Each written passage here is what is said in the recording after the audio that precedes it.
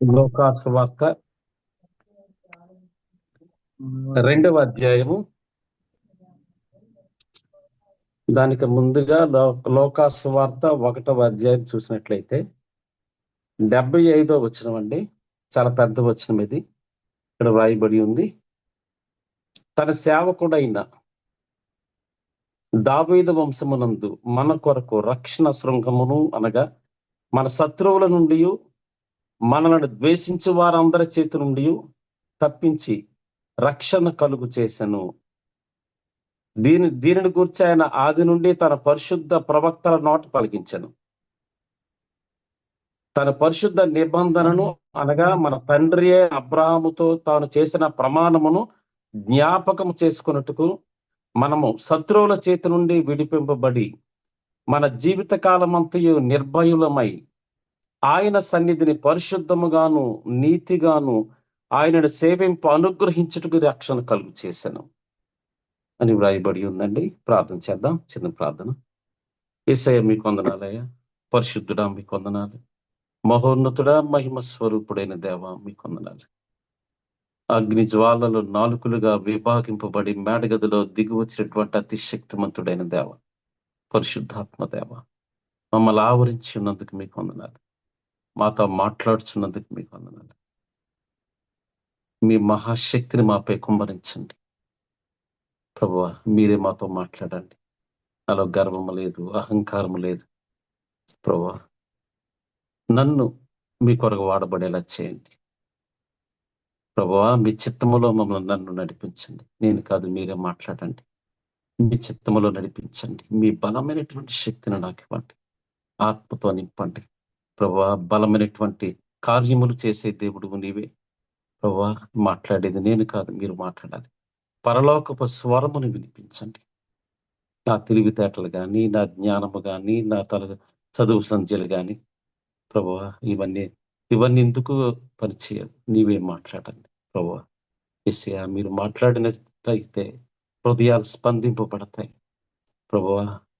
మీ కొరకు వాడబడాలి ప్రభువా. మీ చిత్తములో నడిపించండి ప్రభువా. మీ శక్తిని మాకివ్వండి, బలమును మాకివ్వండి. ఆయన ఇర్మీయా గ్రంథంలో వ్రాయబడినట్లుగా సైన్యములకు అధిపతి యెహోవా ఎలా సెలవిస్తున్నాడు, నా వాక్యములు నీ నోటిలో అగ్నిగా, ఈ జనములు నేను కట్టెలుగా చేయదునను వ్రాయబడి ఉంది. గొప్ప దేవుడా మీకు వందనాలు ప్రభువా. నా నోటిని మీరు వాడుకోనండి ప్రభువా. నన్ను నూతన పరచండి. నా ప్రాణము, శరీరము, ఆత్మ ఏకీభవించేలా చేయండి ప్రభువా. ఏకీకృతం అయ్యేలా చేయండి ప్రభువా. నాయన ప్రభు ఆత్మతో మాట్లాడేలా చేయండి ప్రభువా. నాయన మీకు వందనాలు ప్రభు. మీ శక్తి బలమును నాకు ఇవ్వండి. మాట్లాడేటట్లుగా నన్ను తయారు చేయండి ప్రభువా. మీ చిత్తములో నడిపించండి, నన్ను బలపరచండి, తోడుగా ఉండమని యేసయ్య పరిశుద్ధమైన నామములు అడిగి వేడుకొంచున్నాము. అత్యంత పరిశుద్ధమైనటువంటి తండ్రి, ఆమేన్. ఆమేన్. ఆమేన్. ఇక్కడ మనం చూసినట్లయితే దేవుడు మనకు తోడని వ్రాయబడి ఉందండి. అంటే యేసయ్య ఎప్పుడు మనకు తోడుగా ఉంటాడు. దేవుడు మనకు తోడుగా మనతో ఉండడం కోసమే ఇది వ్రాయబడి ఉందండి. అంటే మనకు భార్య ఎల్లకాలం తోడుగా ఉండదు, భర్త ఎప్పుడు భార్యకి తోడుగా ఉండడు, పిల్లలు ఎప్పుడు మనతో ఉండరు, సమాజం కానీ సంఘం కానీ ఎవరు కూడా మన తోడుగా ఉంటారు. మనం చనిపోయే వరకు ఆయనే తోడుగా ఉంటాడు.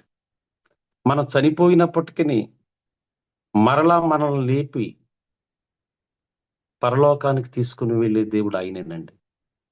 అంటే ఎల్లప్పుడూ తోడుగా ఉంటాడు. ఇక్కడ ఉండగా తోడుగా ఉంటాడు. కష్టాలు ఉన్నప్పుడు, వేదనలో ఉన్నప్పుడు, కన్నీటిలో ఉన్నప్పుడు, లేవలేని పరిస్థితిలో ఉన్నాడు. హృదయము ఛిద్రమైనప్పుడు ఆయనే మనకి దేవుని ఆత్మ మన హృదయములో నిక్షిప్తం చేస్తాడు. మన శరీరములోకి వచ్చి ఉంటాడు, హృదయములో ఉంటాడు. ఆయన హృదయంలో ఉంటాడు. మనకి ఎఫెసీలో రాస్తాడండి, 3వ అధ్యాయంలో ఉంటుంది 18వ వచనంలో, ఆయన క్రీస్తు మీ హృదయములో విశ్వాసము ద్వారా నివసించినట్లుగా అంటాడు. ప్రేమలో వీరుపారి సమస్త పరిశుద్ధులతో కూడా పొడుగు లోతు ఎత్తు ఎంతో తెలుసుకున్నట్టుకు తగిన శక్తి గలవారు కావాలని నేను కోరుచున్నాను అని వ్రాయబడి ఉందండి. అంటే యేసయ్య మనలో ఉంటాడు, హృదయంలో ఉంటాడు, హృదయంలో నివాసం చేస్తాడు. అంటే మనలోకి వస్తాడు, మనలో ఉండి మనతో మాట్లాడుతుంటాడు. హెబ్రీ 4:12 కూడా వాక్యం సజీవమై బలము గలదై రెండంచులు గల ఖడ్గము కన్నా వాడి ప్రాణము, శరీరము, ఆత్మ, ఎముకలు, మూలుగుల్లో ప్రవేశించిన వ్రాయబడి ఉన్నాయి. అంటే ప్రవేశిస్తుంది ప్రాణములో, శరీరంలో, ఆత్మలో, ఎముకలలో, మూలులో, కణాలలో, కండరాలలో ప్రవేశిస్తే మనల్ని లేపగలదు. అంటే ఎల్లవేళల ప్రతి క్షణం మనతో దేవుడు ఉండడం కోసమే దేవుడు తోడని వ్రాయబడి ఉందండి. ఇమ్మానుయేలు అన్న మాటకి దేవుడు తోడు, అంటే దేవుడు తోడుగా ఉంటాడు. మనకి లోకంలో ఎవరు తోడుగా ఉండరు, కానీ ఆయన మాత్రమే తోడుగా ఉంటాడండి. ఎల్లవేళలా ఆయన ఉంటాడు. మనలను లేపుతాడు, ఆయన దగ్గర తీసుకుని వెళ్తాడు, ఆయన సింహాసనం మీద కూర్చొని పెడతాడు. ఇవన్నీ కూడా దేవుడి చిత్తమై ఉందండి. దేవుడు చాలా గొప్ప దేవుడు అయి ఉన్నాడు. అంటే మానవులతో నివసించడానికి, మానవులతో ఎల్లప్పుడూ ఉండడానికి, మానవులను సంరక్షించడానికి, మనల్ని ఉత్తేజితులుగా చేయడానికి ఆయన మనకి ఎల్లప్పుడూ తోడుగా ఉంటాడండి. అందుకోసం రాయబడి ఉంది. మన అధ్యాయం చూసినట్లయితే ఇక్కడ ఉంది కదా, మనకి యెషయా గ్రంథంలోనే, యెషయా గ్రంథం 6వ అధ్యాయం మనం ఇందాక చదువుకున్నాం కదండి. 6వ అధ్యాయంలో చూసినట్లయితే అక్కడ యెషయా ప్రవక్త చూడండి, అంటే ఈ మాట పలకడానికి ముందు, ఆయన నోటితో పలకడానికి ముందు ఆయన దర్శనాన్ని చూస్తున్నాడు. ఆయన ఇక్కడ మనం 6వ అధ్యాయంలో చూసినట్లయితే అత్యున్నత సింహాసనముందు ప్రభు ఆసనుడై ఉండగా నేను చూచితిని అంటాడు.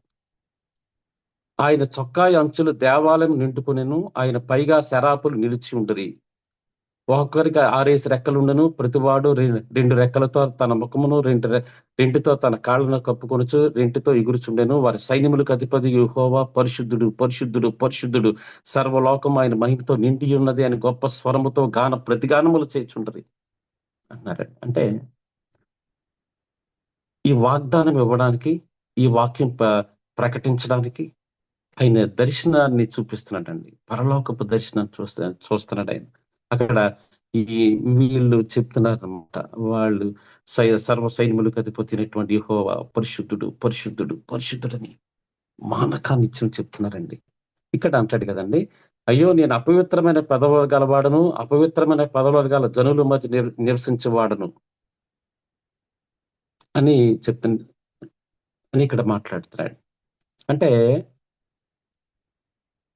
ఈ మాట యేసయ్య కోసం ఈ వాగ్దానాలు చెప్పడం కానీ, ఈ ఆయన ప్రవచనాలు చెప్పడానికి కూడా ఆయన నోటిని శుద్ధి చేయాలనుకున్నాడు.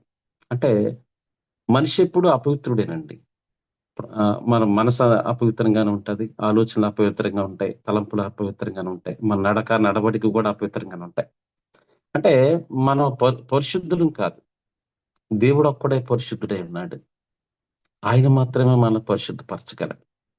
ఆయనే మన దగ్గరకు వచ్చి శుద్ధి చేయగలడు, మన హృదయాన్ని నూతన పరచగలడు, రూపాంతరపరచగలడు. అంటే ఆయన మన దగ్గరకు వచ్చినప్పుడు, ఆయన మనతో మాట్లాడుతున్నప్పుడు అప్పుడు మనం పరిశుద్ధపరచబడతాం. యేసయ్య రక్తముతో ఎప్పుడైతే మనం కడుక్కుంటామో అప్పుడు ఆటోమేటిక్ గా మన హృదయం శుద్ధి అవుతుంది, శరీరం శుద్ధి అవుతుంది, మనసు శుద్ధి అవుతుంది, తలంపులు శుద్ధి అవుతాయి, మన నడవడికి కూడా మారిపోతాయి. అప్పుడు ఆయనలా మన రూపాంతరపరచబడతాం. ఇక్కడ మనం చూసినట్లయితే ఇక్కడ ఆయన చెప్తున్నాడు, యెషయా అన్నారు కదా, నేను అపవిత్రమైన పెదవులు గలవాడును అని ఇక్కడ మాట్లాడుతున్నాడు కదండి. ఇక్కడ మనం చూసినట్లయితే నోటికి తగిలించి, అప్పుడు శరాపులలో ఒకడు తాను బలిపీఠం మీద నుండి కారుతో తీసిన నిప్పును చేత పట్టుకొని నా యొద్దకు ఎగిరి వచ్చి నా నోటికి దాన్ని తగిలించి. సరేండి, అంటే బలిపీఠం మీద అగ్ని మండుతుంది, బలిపీఠం అగ్ని నిప్పులతో మండుతుండగా ఒక శరాపులలో అక్కడ వచ్చి ఇక్కడ మనకి కారుతో నిప్పును తీసుకున్నాడండి. కారుతో నిప్పును తీసుకొని నోటికి తగిలించినట్టుగా రాస్తున్నాడు. అంటే బలిపీఠం మండుతుంది, అగ్నితో మండుతుంది, నిప్పులతో మండుతుంది కదండి. ఒక నిప్పు కణికని తీసుకొని నోటిలో పెట్టగానే నోరు పరిశుద్ధపరచబడింది. ఎప్పుడైతే పరిశుద్ధపరచబడిందో ఎన్ని రాయబడి ఉన్నాయి. అప్పుడు యేసయ్య కోసం ఈ ప్రవచనం చెప్తున్నాడండి. దేవుడు ఆయనతో మాట్లాడిస్తున్నాడు. మాట్లాడింది ప్రభు తాను సూచన మీకు చూపును ఆలకించుడి, కన్యకి గర్భవతియే కుమారుని కానీ అతనికి ఇమ్మానుయేలు అని పేరు పెట్టినట్టాడు. ఇక్కడ మనం చూసినట్లయితే ఎంత గొప్ప దేవుడు అండి ఆయన, ఎంత పరిశుద్ధుడండి. ఈ మాట పలకడానికి ఆయన్ని ఎన్నుకొని ఉన్నాడు. ఇక్కడ అతన్ని పరిశుద్ధపరుస్తున్నాడు. ఇవన్నీ జరగడం కోసం ఆయన ఇక్కడ దర్శనాన్ని చూస్తున్నాడు. దేవుడే కనిపిస్తున్నాడు, దేవదూతలు వీళ్ళు శరాపులు కనిపిస్తున్నారు. అటు స్తుతి వాళ్ళు దేవుని స్తుతించడాన్ని చూస్తున్నాడు. అంటే ఆయన కన్నులు తెరిచి ఆయన చూస్తున్నాడు. అంటే దేవుడు ఏమి చూపిస్తున్నాడంటే, అంటే యేసయ్య దేవుని కుమారుడు భూమి మీద రావడానికి చూడండి ఎంత పరిశుద్ధత కావాలో చూడండి. ఆ మాట పలకడానికి నాకు అనిపించింది కదా, ఆ మాట పలకడానికే ఆయన పరిశుద్ధపరిచి ఉన్నాడు, నోటిని పరిశుద్ధపరిచి ఉన్నాడు. బలిపీఠం మీద నుంచి ఒక నిప్పును తీసుకొచ్చి నోటికి తగిలించి ఉన్నాడు. మనకి ఇక్కడ మనం చూసినట్లయితే మన లోకాసు వార్తలు మనం చూద్దామండి. అంటే ఎంత గొప్ప యేసయ్యకు ముందుగా ఆయన మనకి ఇక యోహాను పంపిస్తాడు కదా. ఇక్కడ మనం చూస్తాం లోకాసు వార్త 1వ అధ్యాయములో ఇక్కడ రాయబడి ఉంది. ఒక దేవదూత వచ్చి మాట్లాడతాడండి. ఇక్కడ మాట్లాడినటువంటి మాట, తన తల్లి గర్భంలో పుట్టిన మొదలుకొని పరిశుద్ధాత్మతో నిండుకొని వాడే ఇశ్రాయేలులో అనేకులను ప్రభువైన వారి దేవుని వైపు తిప్పునంటాడు. ఇక్కడ అంటాడు కదా 17వ వచనం అండి, ప్రభువు కొరకు ఆయత్తపడి ఉన్న ప్రజలను సిద్ధపరచుటకే ఏలియా యొక్క ఆత్మయు శక్తియు గలవాడై ఆయనకు ముందుగా వెళ్ళును గనుక నీకు సంతానమును మహా ఆనందము కలుగునన్నాడు. అంటే ఏసైకి ముందుగా యోహాను పంపి ఉన్నాడు కదా, ఇక్కడ రాస్తున్నాడు కదా, ఆ ఏలియా యొక్క ఆత్మ, ఏలియా యొక్క శక్తి అన్నాడండి. అంటే ఈయనకి ముందుగా యేసయ్యకి ముందుగా మనకు మలాకీ గ్రంథంలో కూడా రాస్తాడు. మలాకీ గ్రంథంలో ఏలియా వస్తాడు అని మన చివరి అధ్యాయంలో మనం చూస్తామండి. ఇక్కడ అంటే ఏలియా ముందు ఒక దూత వచ్చి మాట్లాడుతున్నాడు. ఇందాక యెషయా ప్రవక్త బలిపీఠం మీద అక్కడ ఉన్నటువంటి దేవతలు చూసినాడు. బలిపీఠం మీద ఉన్నటువంటి అగ్నితో మండుచున్నటువంటి నిప్పును ఎలాగా నోట్లో పెట్టి ఉన్నాడు. ఆ పరలోకపు దర్శనం అంతా చూస్తున్నాడండి. మన ప్రజ్ఞ గ్రంథం 4వ అధ్యాయంలో కూడా అదే ఉంటది. ఆయన సూర్యకాంత పద్మరాగమును పూలిన వాడును మరకత్వం లేక ప్రకాశించే ఇంద్రధన సాయం సింహాసనం మనకు ఆవరింపబడి ఉండేది అని అక్కడ ఉంటది. అంటే ఇక్కడ ఆ పరలోకపు దర్శనం అండి, ఆ దర్శనాన్ని చూపిస్తున్నాడు ఈ మాటలు పలకడం కోసం. ఇక్కడ యేసయ్యకు ముందుగా యోహాను పంపిస్తాడు కదా, ఆ ఏలియా వస్తాడని చెప్తున్నాడు కదా, ఒక దూత వచ్చి గబ్రియేలు దూత వచ్చి మాట్లాడుతున్నాడు. దేవుడు గబ్రియేలు దూతను పంపి ఉన్నాడు. గబ్రియేలు దూత వచ్చి మాట్లాడుతున్నాడు. అక్కడ మాటలు సరండి, ఏలియా యొక్క ఆత్మ, ఏలియా యొక్క శక్తి కలిగిన వాడై ఉంటాడని యోహాను కోసం మాట్లాడుతున్నాడు. అంటే దూత వచ్చి స్వయముగా వచ్చి మాట్లాడుతున్నాడండి. అంటే ఇక్కడ దేవుడు దూతను పంపి ఉన్నాడు. అదే విధంగా మనం చూసినట్లయితే మరియ వద్దకు కూడా దూతను పంపిస్తాడు. గబ్రియేలు దూత వస్తాడు. మన ఇదే అధ్యాయం చూసినట్లయితే గబ్రియేలు దూత వచ్చి మాట్లాడతాడు అనమాట. ఇక్కడ మనం చూసినట్లయితే దయాప్రాప్తురాల నీకు శుభము, ప్రభు నీకు తోడై ఉన్నాడని చెప్పాను. తర్వాత ప్రభు అయిన దేవుడు ఆయన తండ్రి అయిన దావీదు సింహాసనం ఆయనకి ఇచ్చును ఈయన రాస్తాడు కదా 25లో. ఇది ఎలా జరిగిన దూత అనగా పరిశుద్ధాత్మ నీ మీదకి వచ్చును, సర్వోన్నత శక్తి నిన్ను కమ్ముకును గనక పుట్టబో శిశువు పరిశుద్ధుడై దేవుని కుమారుడు అనబడును ఇక్కడ చెప్తాడు. అంటే ఇక్కడ యేసయ్య మరియ దగ్గరికి గబ్రియేలు దూతను పంపి ఉన్నాడు. గబ్రియేలు దూత మాట్లాడుతున్నాడు యేసయ్య కోసం అని చెప్తున్నాడు ముందుగా. అంటే మనం ఇక్కడ చూసినట్లయితే ఇదంతా కూడా దేవుని ఒక ప్రణాళిక అయి ఉంది, దేవుని చిత్తం అయి ఉంది. అందువల్ల ఇక్కడ మనం లోకాసు వార్తలో ఇందా చదువుకున్న 75 వచనంలో మన శత్రువుల నుండి మనల్ని ద్వేషించే వారందరి చేతి నుండి, మన శత్రువుల చేత నుండి మనల్ని ద్వేషించే వారి చేతుల నుండి మనం రక్షిస్తానంటున్నాడు. అంటే శత్రువులు మనకి మంచి జరగకుండా చేస్తారు, మన అభివృద్ధి పొందకుండా చేస్తారు, మన నీతి లేకుండా, పరిశుద్ధత లేకుండా చేస్తారు, దేవుని సన్నిధానంలో లేకుండా చేస్తారు, దేవుని చిత్తం మనకు అనుకూలంగా లేకుండా చేస్తుంటారు. మనం ద్వేషించే వాళ్ళు ఉంటారు, మనకు మంచి జరగాలనుకోరు. మనకు మంచి జరుగుతున్నప్పుడు వాళ్ళకి మన చెడు అవ్వాలనుకుంటుంటారు. మన అభివృద్ధి పొందుతున్నప్పుడు మన అభివృద్ధి పదంలో లేకుండా ఉండాలనుకుంటారు. మనకి ఏదైనా జరిగితే బాగుండని వాళ్ళు చూస్తుంటారు. అంటే వీళ్ళు మనల్ని ద్వేషిస్తుంటారు. ప్రతిసారి కూడా ఏదో నష్టం కలగాలని చూస్తుంటారు. కానీ ఇక్కడ అదే విషయాన్ని మన శత్రువుల నుండి, మనల్ని ద్వేషించే వారందరి చేతి నుండి తప్పించి రక్షణ కలుగు చేశారు. అంటే మన శత్రువులు, మనల్ని ఇబ్బంది పెట్టే శత్రువులందరి అంటే ఆ చేతి నుండి దేవుడు రక్షించడానికి, మనం ద్వేషించే వారిని వాళ్ళ చేతిలో పడకుండా వారి చేతిలో నుంచి మనం రక్షించడానికే రక్షణ కలుగు చేసినట్టుగా ఇక్కడ వ్రాయబడి ఉందండి. అంటే ఇక్కడ జకర్యా ఆత్మపూర్ణుడై మాట్లాడతాడండి. ఇంత గబ్రియల్ దూత వచ్చాడు, ఇక్కడ తర్వాత ఆయన ఆత్మపూర్ణుడై ఉంటాడు. ఆయన జకర్యా పరిశుద్ధాత్మ పూర్ణుడే, పరిశుద్ధాత్మతో నింపబడతాడు. ఆయన మామూలుగా ఉంటాడు, ఒక ఆత్మ వచ్చి ఆయనలో ఉండి మాట్లాడుతుంటది. పరిశుద్ధాత్మతో నింపబడతాడు, పరిశుద్ధాత్మ శక్తితో నింపబడి మాట్లాడుతుంటాడు. అంటే ఆయన మాట్లాడేది ఆయన కాదు, పరిశుద్ధాత్మ ఆయనలో ఉన్నాడు, పరిశుద్ధాత్మ దేవుడు మాట్లాడుతున్నాడు. ఆయన మాట్లాడుతున్న ప్రతి మాట చూడండి ఎంత అంటే ఈ మాటలన్నీ కూడా దేవుడి మాటలై ఉన్నాయి, ఆత్మకు సంబంధించినటువంటి మాటలు ఉన్నాయి. పరిశుద్ధాత్మ దేవుడు ఆయన మీదకి వచ్చి మాట్లాడుతున్నాడు, పరిశుద్ధాత్మ దేవుడు ఆయనలో ఉండి మాట్లాడుతున్నాడు. ఇక్కడ మనం చూసినట్లయితే చూడండి ఎంత అద్భుతమైన మాటలు. అంటే శత్రువుల చేతి నుంచి విడిపిస్తాడు, మనల్ని ద్వేషించే వారందరి చేతుల నుంచి విడిపించడం కోసమే రక్షణని ఇక్కడ చెప్తున్నాడు. మనం ఇదే వచనంలో చూస్తే, మనం శత్రువుల చేతి నుండి విడిపింపబడి మన జీవిత కాలం అంతయు నిర్భయులమై, సరేండి, అంటే మన జీవిత కాలం అంతా నిర్భయులమై ఆయన సన్నిధిని పరిశుద్ధముగాను నీతిగాను, అంటే మన జీవిత కాలం అంతా నిర్భయులమై ఉండాలండి, భయం లేకుండా ఉండాలి, దేనికి భయపడకూడదు అసలు. అంటే దేవుడు ఎప్పుడు మనకు తోడుగా ఉంటాడు.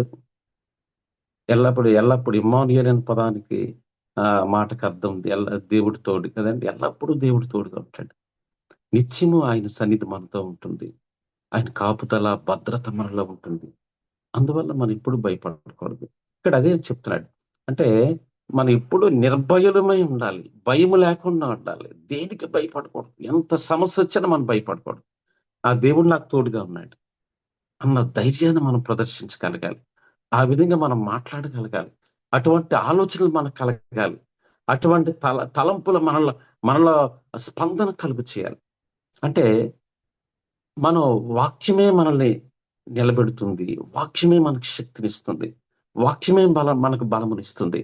జకర్యా మాట్లాడుతున్నది ఆయన మాట్లాడట్లేదు, పరిశుద్ధాత్మ దేవుణ్ణి ఆయన పంపి ఉన్నాడు, పరిశుద్ధాత్మ ఆయన మీదకి వచ్చి ఉన్నాడు, పరిశుద్ధాత్మ శక్తితో నింపబడి ఉన్నాడు, పరిశుద్ధాత్మ ఆయన మాట్లాడుతున్నాడు. అంటే జకర్యా మాట్లాడలేదు కానీ పరిశుద్ధాత్మ దేవుడు మాట్లాడుతున్నాడు. అంటే దేవుడు పంపినటువంటి పరిశుద్ధాత్మ దేవుడు ఆయనలో ఉండి మాట్లాడుతుంది కదా. ఇప్పుడు కూడా శత్రువుల చేతి నుంచి విడిపించడానికి, దానికోసం నిర్భయులమై, అంటే శత్రువులు రాకుండా చేసేది ఆయన, చీకటి రాకుండా చేసేది ఆయన, ఎటువంటి ఆపద రాకుండా చేసేది ఆయన, శత్రువు ఏ విధముగా మనమే దాడి చేయకుండా చూసేది ఆయనే, దేవుడే. ఎందుకంటే దేవుడే తోడు ఉన్నాడు కనుక, ఎల్లప్పుడూ ఆయన ఉన్నాడు కనుక ఆయన తోడుగా ఉన్నాడు. అందువల్ల మనం ఎప్పుడు కూడా భయము లేకుండా నిర్భయులమై మనం ఉండాలి. అదే అంటున్నాడు, నిర్భయులమై. చూడండి, ఆయన సన్నిధిని పరిశుద్ధముగాను నీతిగాను ఆయన సేవింపు అనుగ్రహించుటకి రక్షణ కలుగు చేశాను. అదే అంటున్నాడు, రక్షణ ఎందుకు కలుగు చేశాడన్న విషయాన్ని మాట్లాడుతున్నాడండి. మన రక్షణ మనం ఈజీగా తీసుకుంటాం. కానీ రక్షణలో ఉన్న భావం ఏంటంటే నిర్భయంగా ఉండాలి. నిర్భయంగా ఉండి ఆయన నీతిగా, పరిశుద్ధంగా ఆయనని సేవించాలట. మనం నీతి, పరిశుద్ధత ఆ 2 చాలా ఇంపార్టెంట్ అండి. దేవుడి సింహాసనం నీతి, పరిశుద్ధతే ఆధారమై ఉన్నాయి. అంటే నీతి, పరిశుద్ధత. మనం నీతిగా ఉండాలి, పరిశుద్ధంగా ఉంటూ ఆయన సేవిస్తూ ఉండాలి. మనకు భయం కలిగిందనుకోండి, మనకి మన మనసు గాని, హృదయం గాని, అంతరంగము గాని, మన ఆలోచనల ద్వారా గాని, మన ఏదైనా ఊహల ద్వారా గాని మనకు భయం వస్తది. మనం భయపడతాం. ఎప్పుడైతే భయపడతామో అప్పుడు ధైర్యం కోల్పోతాం. విశ్వాసాన్ని కోల్పోతాం. ఆ భయము ద్వారా మనం ఏ పని చేయలేం. ఆ భయం ద్వారా నీతిని కోల్పోతాం. పరిశుద్ధతను కోల్పోతాం. అంటే మనం మొదట నిర్భయులమై ఉండాలి. భయం లేకుండా స్థిరంగా ఉండగలగాలి. నిర్భయులమై ఉండాలి. అందుకే ఇక్కడ చెప్తున్నాడు. పరిశుద్ధాత్మ దేవుడు వచ్చి ఉన్నాడు. పరిశుద్ధాత్మ దేవుడు వచ్చి మాట్లాడుతున్నాడు. జకర్యా మీద వచ్చి మాట్లాడుతున్నాడు. అంటే ఎందుకు రక్షణ ఇవ్వబడింది అన్నదానికి నిర్భయంగా ఉండాలి. తర్వాత నీతి, పరిశుద్ధంగా ఆయన సేవించడం కోసమే రక్షణ కలుగు చేయబడింది అంటాడు. అందువల్ల మనం ఏ విషయంలోనూ భయపడకూడదు.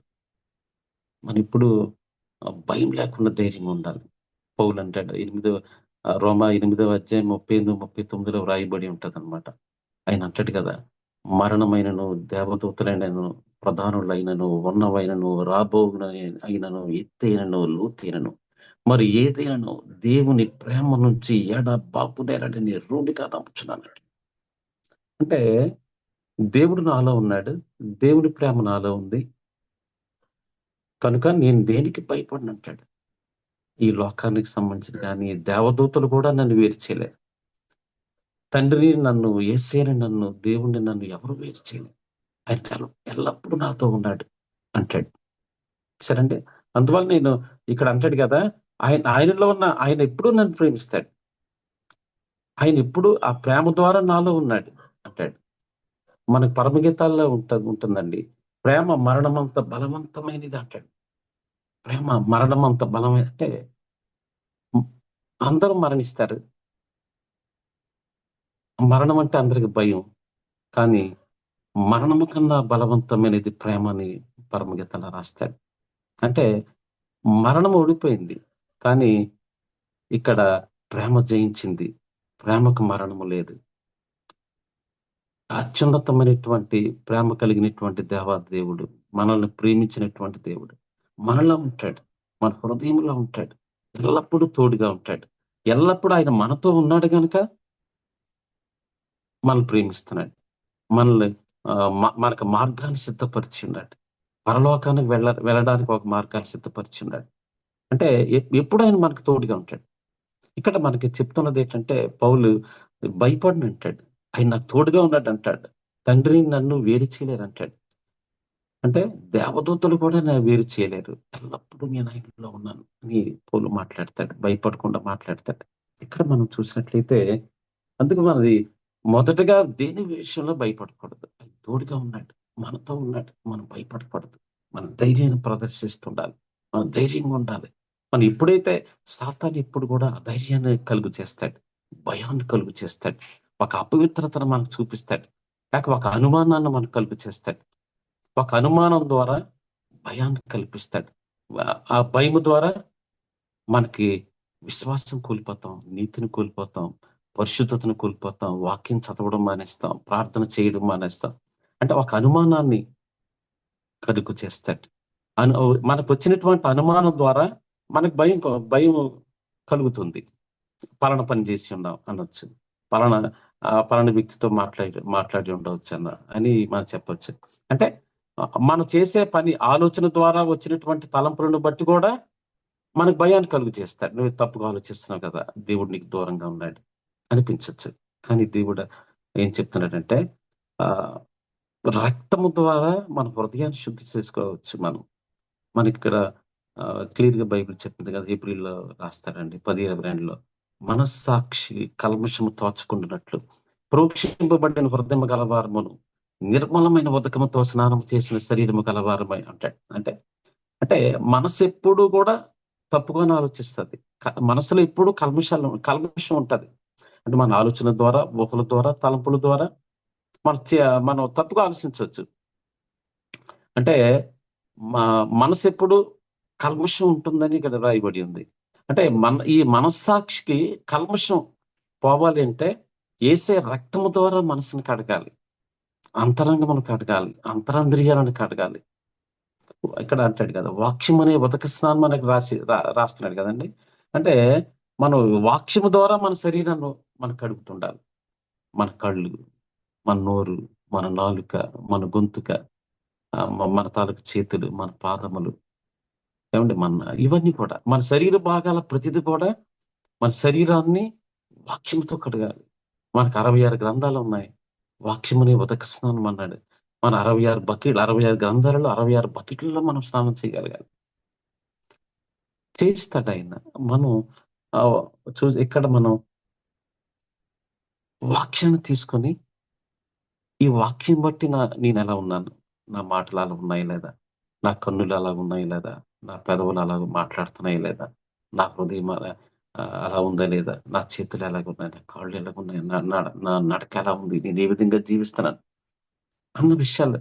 అంటే ఇవన్నీ కూడా మనం ఉదక స్నానము ద్వారానే పోగొట్టుకోగలమండి. 66 గ్రంథాలు, 66 బకెట్లలో మనం స్నానం చేయగలగాలి.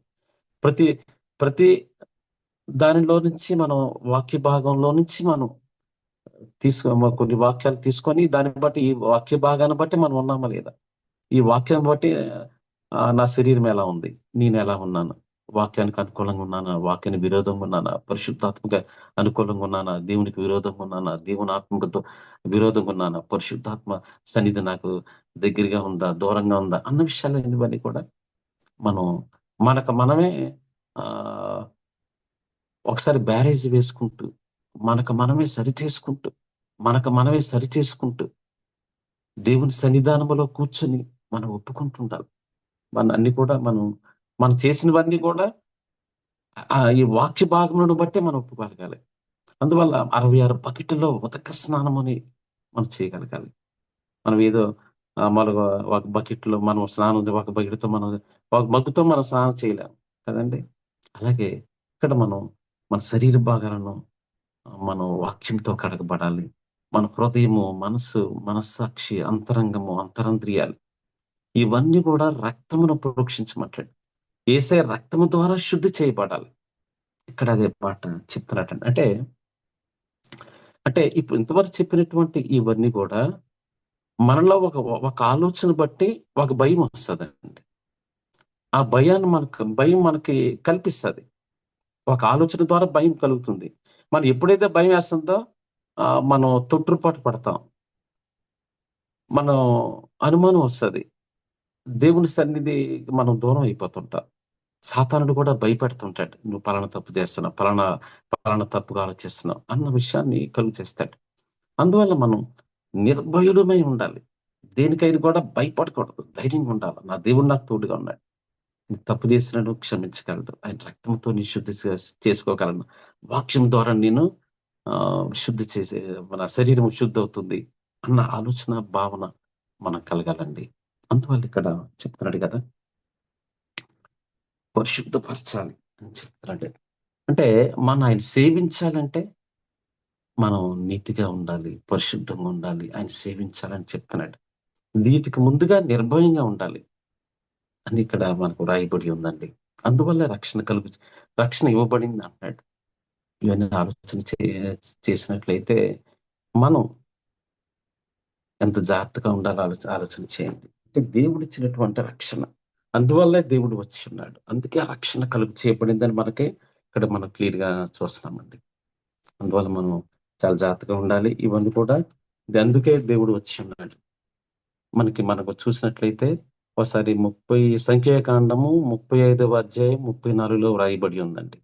అక్కడ అంటాడు కదా, నరహత్య దేశమును అపవిత్రపరుచును కదా అని వ్రాయబడి ఉందండి.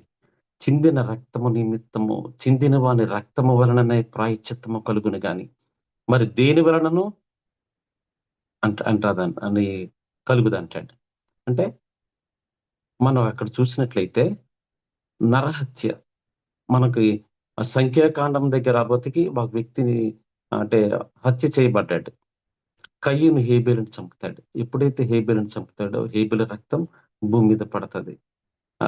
పవిత్రమైనటువంటి పరిశుద్ధమైనటువంటి భూమి అపవిత్రమైపోతుంది. అంటే ఇక్కడ అదే చెప్తున్నాడు కదండి. అంటే నరహత్య ఒకరిని మర్డర్ చేయడం ద్వారా ఆ రక్తము భూమి మీద పడతది. ప్రపంచంలో ఉన్న భూమి అంతా అపవిత్రమైపోద్ది. అంటే అపవిత్రమైపోయినటువంటి భూమిని మళ్ళా పవిత్రపరచాలి. పవిత్రపరచాలంటే మళ్ళా దేవాది దేవుడే దిగి రావాలి. ఇక్కడ అదే అంటాడు. చిందిన రక్తము నిమిత్తము ఆ సమయం అప్పటికి ఆ రక్తం చిందింపబడింది. అంటే చిందింపబడిన రక్తానికి మళ్ళా రక్తమే చిందించాలి. అది దేవుని రక్తమై ఉండాలి. మనకి పాత నిబంధనలో చాలా మంది ప్రవక్తలు చంపబడ్డారు కదండి. కానీ ఇక్కడ దేవుని రక్తమై ఉండాలి. అందువల్ల దేవుడి రక్తమే చిందింపబడాలి. దేవుని మళ్ళా చిందించాలి. అంతే అక్కడే క్లియర్‌గా అంటున్నాడు కదా! చిందిన రక్తము నిమిత్తము అంటే రక్తాన్ని చిందించాడు. చిందించున వాని అని వ్రాయబడి ఉందండి. ఇంకా చిందించలేదు. చిందించాలి. చిందించిన వాని రక్తము వలననే ప్రాయశ్చిత్తము కలుగును గాని మన దేని వలన కలుగుదంటాడు. అందువల్ల దేవాది దేవుని రక్తమే చిందించాలి. దేవాది దేవుడే దిగి రావాలి. దేవాది దేవుడే దిగొచ్చి రక్తాన్ని చిందించాలి. భూమిని పరిశుద్ధపరచాలి. మానవులను పరిశుద్ధపరచాలి. రక్తంతో శుద్ధి కాపాడాలి. అదే అందుకే అంటాడండి. అందువల్ల ఈ అపవిత్రమైనటువంటి భూమిని పవిత్రపరిచి ఉన్నాడు. మనిషిని పవిత్రపరిచి ఉన్నాడు. ఇక్కడ మనం చూసినట్లయితే మరో మాట రాయబడి ఉంటుంది. హిబ్రీగా మనం చూసినట్లయితే హిబ్రీ 9వ అధ్యాయం అండి. ఒకసారి చూద్దామండి.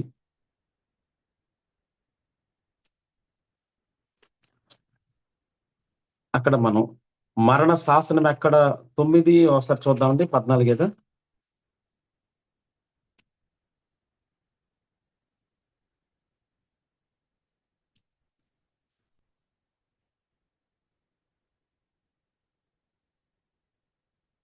తొమ్మిది 16 అండి. హిబ్రీలు రాసిన పత్రిక 9:16లో మరణ శాసనం ఎక్కడ ఉండునో అక్కడ మరణ శాసనము వ్రాసిన వారి మరణం ఆవశ్యము. ఆ శాసనమును వ్రాసిన వాడు మరణము పొందితేనే అది చెల్లును. అది వ్రాసిన వాడు జీవించుతుండగా అది ఎప్పుడైనా చెల్లునా అంటాడండి. అంటే ఇక్కడ మరణ శాసనం ఎక్కడ ఉండునో అక్కడ మరణ శాసనం వ్రాసిన వారి మరణం అవశ్యము. ఆ శాసనమును వ్రాసిన వాడు మరణము పొందితేనే అది చెల్లును అంటాడండి. అంటే మరణ శాసనం అంటే మరణ శాసనం ఇప్పుడు చేసి ఉన్నాడు అని చెప్పినట్లయితే మన ఆదాము అవ విషయంలో మనం ఫర్బిడెన్ ఫ్రూట్ మనకు తెలుసు. జీవవృక్షము ఫర్బిడెన్ ఫ్రూట్ మంచి చెడుని తెలిపే ఆ వృక్షం తాలూకు ఆ పండు తినడం ద్వారా అంటే దేవుడు చెప్తున్నాడు కదా, ఆ పండు తిన్నావు, ఆ పండు తినడం ద్వారా మరణం వస్తుందని చెప్పి ఉన్నాడు. అది ఒక శాసనం, చట్టం. ఆ పండు తినొద్దు అన్నాడు. ఆ పండు తినినాడు నీవు చచ్చేదవు, మరణం వస్తుంది అన్నాడు. అంటే ఆ పండులో మరణం పెట్టి ఉన్నాడు. కామ, క్రోధ, లోభ, మదమచ్చరాలు, గర్వము, అహంకారం ఇవన్నీ కూడా దానిలో ఉన్నాయి కదండి. అంటే దానితో పాటుగా మెయిన్ మరణం ఉంది. దేవుడు చెప్తున్నాడు కదా, ఆ పండు తినొద్దు, అది తింటే మరణం వస్తుంది అని దేవుడు చెప్పి ఉన్నాడు. అంటే ఆ ఫర్బిడెన్ ఫ్రూట్, ఆ ఫ్రూట్ తినడం ద్వారా మరణం వస్తుంది. దేవుడు చెప్పింది అంటే మరణం అదో శాసనం, ఆ చట్టం. దేవుడు చెప్పి ఉన్నాడు ఆ పండు తినొద్దు అని ఒక ఆజ్ఞ జారీ చేసి ఉన్నాడు. ఆ పండు తినడం ద్వారా మరణం అనేది వచ్చింది. అప్పు తినడం, భర్తకు పెట్టడం, మరణంలో అప్పుడు ఆ విధంగా మరణములో ప్రవేశించి ఉన్నారు కదండి. పక్కనే జీవవృక్షం ఉంది. ఆ పండు తింటే మరలా మరణం ఉండదు, జీవం వస్తుంది. ఎల్లప్పుడూ దేవదూతల్లో ఉంటాం. కానీ దేవుడు అక్కడ తీసివేస్తాడు. ఒక ఖడ్గజ్వాలను పెట్టినట్టుగా చూస్తాం.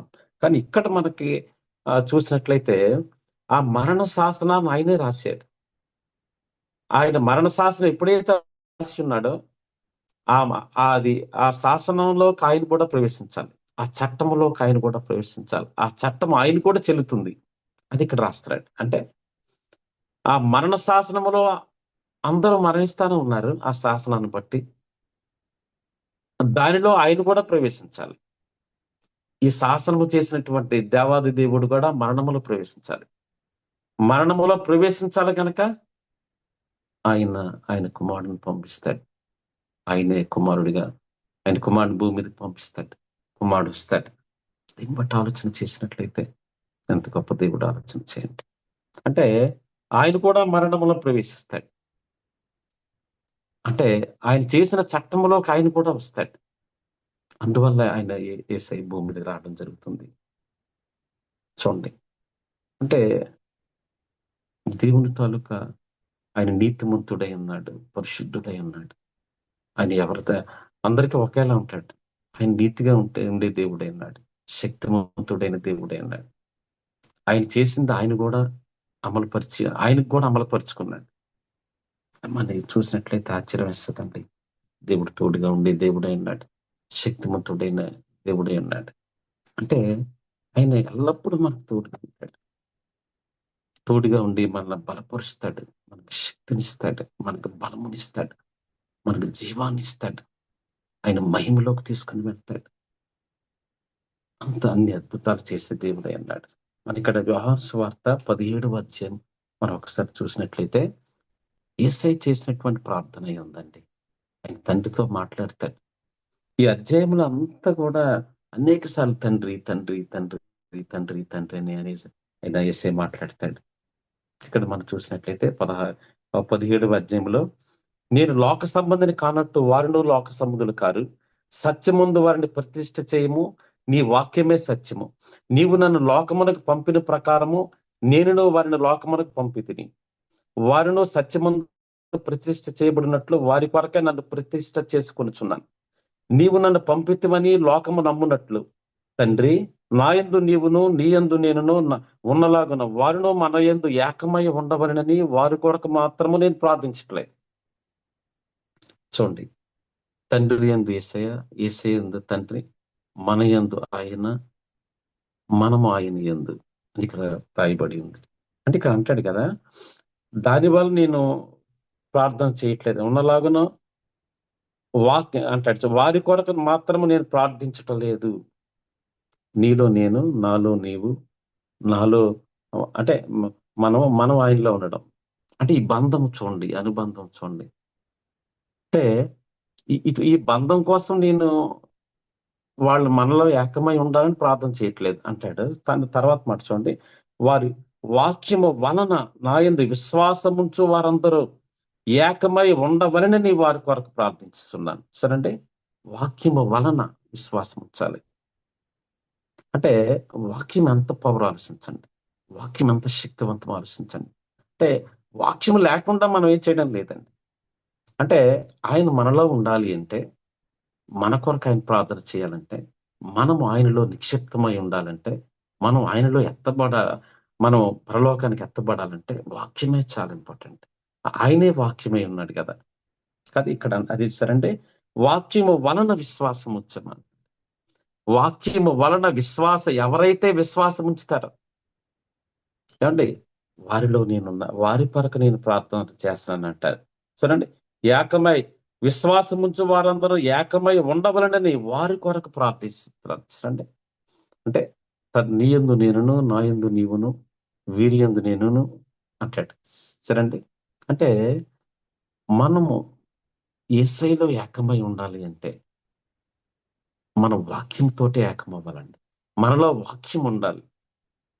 ఎప్పుడైతే మనలో వాక్యం ఉంటుందో, ఆ వాక్యము మనం చదివే అధ్యాయము కానీ, మనం చదివే వచనము కానీ, మనం ఏ చదివినప్పటికీ మనలో విశ్వాసం రావాలి, విశ్వాసం పెరుగుతుండాలి, విశ్వాసం సన్నగిల్లిపోకూడదు, విశ్వాసం క్షీణించిపోకూడదు, మనం బలహీనం అయిపోకూడదు. మనం ప్రతిరోజు బలపరుస్తుండాలండి, బలపరచబడుతుండాలి. అది ఏది పెట్టగదల వలన దేని వలన కాదు, మన వాక్యము వలన బలపరచబడాలి, వాక్యము వలన విశ్వాసం ఉంచగలగాలి, మనలో విశ్వాసం పెరగాలి. ఇందా మనం చదువుకున్న ఎఫ్సీలు అంటాడు, క్రీస్తు మీ హృదయంలో విశ్వాసము ద్వారా నివసించినట్లుగా అంటాడు. ప్రేమలో వేరుపారి సమస్త పరిశుద్ధులతో కూడా పొడుగు లోతు ఎత్తు ఎంతో తెలుసుకొనుటకు తగిన శక్తి గల వారు కావాలని కోరుచున్నాను. సరేండి. అంటే దేవుని ప్రేమలో పరిపూర్ణులగున్నట్లుగా దాని ముందు ఉంటుంది. అంటే మనం దేవునిలో పరిపూర్ణత మనకు కావాలి. దేవుని అంటే దేవునిలో ఉన్న ప్రేమ, దేవునిలో ఉన్న ప్రేమలో మనలో పరిపూర్ణత రావాలి. అంటే మనం పరిపూర్ణంగా మన పరిపూర్ణమైన ప్రేమ మనలో ఉండాలి. మనలో పరిపూర్ణమైన ప్రేమ ఉన్నప్పుడు ఆ ప్రేమను బట్టి మనం దేవుని ప్రేమలో ఉండాలి అంటే, పరిపూర్ణతలో ఉండాలి అంటే ఇక్కడ అదే చెప్తున్నాడండి. క్రీస్తు మీ హృదయములో విశ్వాసము ద్వారా అంటాడు. అంటే మనలో ఉన్న విశ్వాసాన్ని బట్టి యేసయ్య మన హృదయంలో ఉంటాడట. అప్పుడు పొడుగు, లోతు, ఎత్తు అన్నాడు. సరేండి. మన మన భక్తుల యోబు పడినటువంటి శ్రమలు తెలుసు, కష్టాలు తెలుసు, వేదన తెలుసు, బాధలు తెలుసు, కన్నీటి పర్యంతమైన పరిస్థితులు తెలుసు కదండి. మరి పౌలు పడినటువంటి బాధలు తెలుసు. పౌలు కొడతారు, చంపాలనుకుంటారు. 14 అధ్యాయాల పుస్తక కార్యాలు లాక్కొని వెళ్ళిపోతుంటారు, ఈడ్చుకొని వెళ్తుంటారు. రోడ్డు మీద ఈడ్చుకొని వెళ్తున్నప్పుడు మా గాయాలైపోయి ఉండాలి, రక్తశక్తమైపోయి ఉండాలి. మరి ఈ వాళ్ళు ఇష్టం లేని వాళ్ళు ఎలా లాగి ఉంటారు? ఇష్టం వచ్చిన లాగేసి ఉంటారు, కొట్టుంటారు, లాగుంటారు, తన్ని ఉంటారు, తోసి ఉంటారు, ముళ్ళ కంపలించి లాగి ఉంటారు, రకరకాల ఈడ్చుకొని వెళ్ళిపోతారు. సరే. అంటే అన్ని శ్రమలు, బాధలు పడినప్పటికీ ఆయన ఏం మాట్లాడలేదు. ఆ ఊరు బయటకు తీసుకుని వెళ్ళి లాక్కుని విడిచిపెట్టినప్పుడు అప్పుడు ఇంక చనిపోయాడు అనుకుని వెళ్ళిపోయారండి వాళ్ళు. అంటే ఆయన పరిస్థితి ఎలా ఉంచండి, చనిపోయాడు అనుకుని వెళ్ళిపోయి ఉండొచ్చు. వెళ్ళిపోయిన తర్వాత వీళ్ళు విశ్వాసులు వచ్చినప్పుడు ఆయన మాట్లాడుతున్నాడు. సరేండి. మనం అనేక శ్రమలు అనుభవించి పరలోక రాజ్యంలో ప్రవేశించాలంటే సరే, ఆయన మాట ఆశ్చర్యంగా వేస్తుందండి. అంటే పౌలు ఆయన శ్రమ, వేదన చూడండి, ఆయన పడినటువంటి కష్టం, ఆయనకున్న నష్టాలు ఏమండి, ఆయన కొట్టబడలను, కొరడా దెబ్బలు, ఈడ్చుకెళ్ళడం సరేండి. ఇవన్నీ మనం అదే పొడుగు, లోతు, ఎత్తు అంటాడు. సరేండి. అంటే మనలో విశ్వాసం పెరుగుతుండాలి. ఆ విశ్వాసం ఎవరి విశ్వాసం బట్టి కాదు. ఏమిటి ఇక్కడ పరిశుద్ధులను చూడమంటున్నాడు ఇక్కడ. దానికి ముందుగా వాక్యమే, వాక్యమునందు విశ్వాసం ఉంచాలి. మనం మనలో వాక్యమును బట్టి విశ్వాసం పెరుగుతుండాలి. వాక్యమును బట్టి మనలో విశ్వాసం పెరుగుతున్న కొద్దీ యేసే మన హృదయంలో ఉంటాడు. అది 10% 20% 30% 40% 100కి 100% అన్నది మనకి ఎలా తెలుస్తుందంటే అంటే ఆయన ప్రేమను బట్టే మనలోకి వచ్చేస్తాడు. ఆ ప్రేమ ఎప్పుడు కలుగుతుంది మనకి? వాక్యమును బట్టే కలుగుతుంది. అంటే వాక్యమే సరండి. ఇక్కడ యేసయ్య కూడా అదే ఆయన మాట్లాడుతున్నాడు. వాక్యము ఎవరైతే వాక్యము చదివి విశ్వాసం ఉంచాలి. వాక్యము చదవడం ద్వారా విశ్వాసము వలన అని వ్రాయబడి ఉంది. వారి కోసమే నేను ప్రార్థన చేస్తున్నాను అంటాడు. దానివల్ల ఏకమై ఉన్నాము. వాక్యము వలన ఏకమై ఉన్నాము. అర్థమైందండి? వాక్యము వలన ఏకమై ఉన్నాం.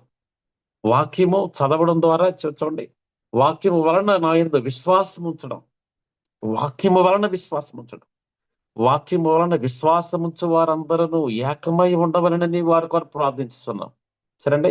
మనం ఏకమై ఉన్నలాగున వారును ఏకమై ఉండవలనని నీవు నాకు అనుగ్రహించిన మహిమని నేను వారికి ఇచ్చితిని అన్నాడండి. సరేండి.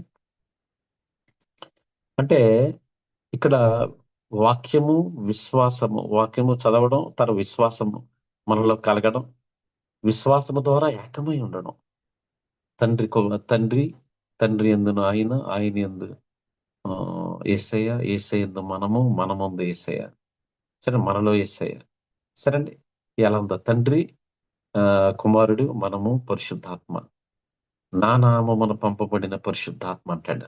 ఆదరణకర్త యేసయ్య అంటాడు. నేను వెళ్ళిపోతున్నాను. నేను వెళ్ళని యెడల ఆదరణకర్త మీ వద్దకు రాడు. నేను వెళ్ళిన యెడల నేను ఆయనని పంపిస్తాను. 16:8 ఉంటదండి ఆ సువార్త.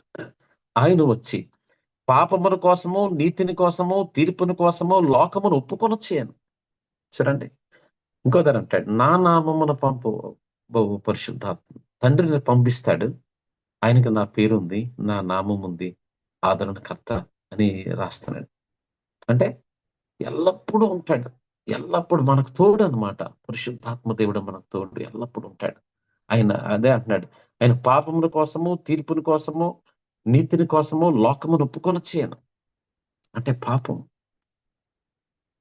నీతిని కోసం ఇవన్నీ ఒప్పింపు చేస్తాడన్నమాట. మనలో ఏదైనా తప్పుంటే మనకు చెప్తాడు. మనకిక్కడ అంటాడు, అప్పుడు యేసు రక్తము 1 యోహానులో ఉంటదండి. అప్పుడు యేసు రక్తము ప్రతి పాపం నుండి పవిత్రులుగా చేయను. ఇప్పుడంటే ఒప్పుకొనినప్పుడు మనలను ఒప్పుకునేలా చేస్తున్నాడు. యేసయ్య నామము కలిగిన పరిశుద్ధాత్మ దేవుడు ఇక్కడ ఏం చెప్తున్నాడంటే మనం ఒప్పుకునేలా చేస్తాడు. మనలో అంటే మనలో ఏదో చేయడానికి కాదు. అంటే మనలో ఉన్నదో మనకు చెప్తాడండి. మన పలానాది ఉంది అని మనకు తెలియజేస్తాడు. పలానా తప్పు ఉందని తెలియజేస్తాడు. ఆయన తర్వాత ఆయన చెప్పినటువంటి వాక్యాన్ని కూడా ఆయన తెలియజేస్తాడు, జ్ఞాపకం చేస్తాడు అని వ్రాయబడి ఉంది. యేసయ్య చెప్పినటువంటి వాక్య భాగాలు జ్ఞాపకం చేస్తాడు. మనలో ఉన్నటువంటి లోపాన్ని మనకు చూపిస్తాడు. చూపించి ఇది పలానాదుంది అని మనకి చూపిస్తాడు. మనం ఒప్పుకునేలా చేస్తాడు. పాపముల కోసము, నీతిని కోసము, తీర్పుని కోసం. ఏవండీ పాపం కోసం చెప్తాడు. నీతిగా మనల్ని తయారు చేయడం కోసం చెప్తాడు. ఏవండీ తీర్పులో లేకుండా పరలోకానికి వెళ్ళడం కోసం చెప్తాడు. అంతేగాని మనల్ని ఏదో బాధపెట్టడానికి కాదు. మనల్ని పరిశుద్ధపరిచి ఆయనతో సమానంగా ఉండేలాగా ఆయనలో ఇక్కడ ఆయనలో ఏకమయ్యడం కోసం చేస్తాడండి. పరిశుద్ధాత్మ దేవుడు చేసే పని తండ్రిలో, యేసయ్యలో ఏకమవ్వడం కోసం ఆయన చేస్తాడు. అంటే ఆయనలో ఏకమవ్వాలి. ఆయనలో పరిపూర్ణతలోకి వెళ్ళగలగాలి. పరిపూర్ణ అందుకు విశ్వాసము, ప్రేమ ఈ 2 రావాలి అంటే మనకు ఖచ్చితంగా వాక్యమే చాలా ఇంపార్టెంట్. వాక్యము చదువుతూ విశ్వాసం పెరుగుతుండాలి. అప్పుడు ఆయనలో ఏకమవుతాం. ఆయనలో పరిపూర్ణత అనేది వస్తది. ఆయనలో రూపాంతరపరచబడతాం. యేసయ్యలో రూపాంతరపరచబడతాం. పరిశుద్ధాత్మ దేవుడి తాలూకా మొదటి కర్తవ్యం ఏంటంటే రూపాంతరపరచడం. యేసయ్యలా మారాలంటాడు.